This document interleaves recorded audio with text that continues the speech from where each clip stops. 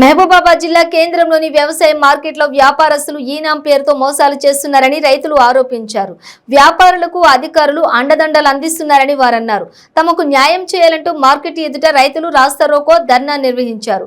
రైతులు తీసుకొచ్చిన ధాన్యంను వ్యాపారస్తులు ఈనాంలో ఆన్లైన్లో ఒక రేటు ఇచ్చేది ఓ రేటు అంటూ మోసం చేస్తున్న వ్యాపారస్తులపై లైసెన్సులు క్యాన్సిల్ చేయాలంటూ డిమాండ్ చేశారు.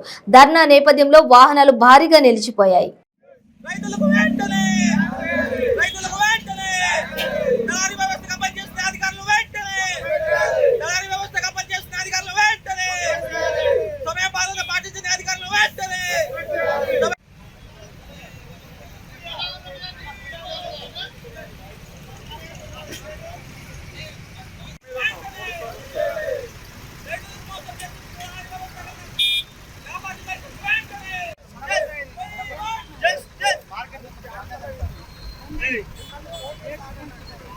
మార్కెట్ లో రైతులకు తీవ్ర నష్టం జరుగుతుంది.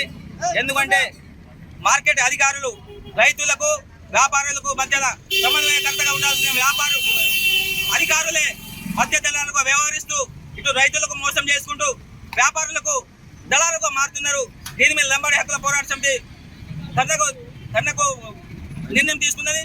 రైతుల తరఫున ధర్నా చేయాలని నిర్ణయం తీసుకుంది. వాళ్ళ మద్దతుగా ఈ రోజు లంబాడి హక్కుల పోరాట సమితి ఈ రోజు ధర్నా కార్యక్రమం చేపట్టింది.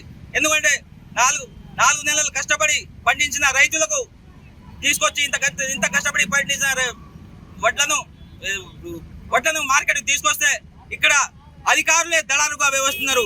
ఆ వ్యాపారస్తులకు దళారుగా వ్యవహరించి వాళ్ళ దగ్గర మామూలకు ఆశపడి ఈ రోజు రైతులకు అన్యాయం చేస్తున్నారు.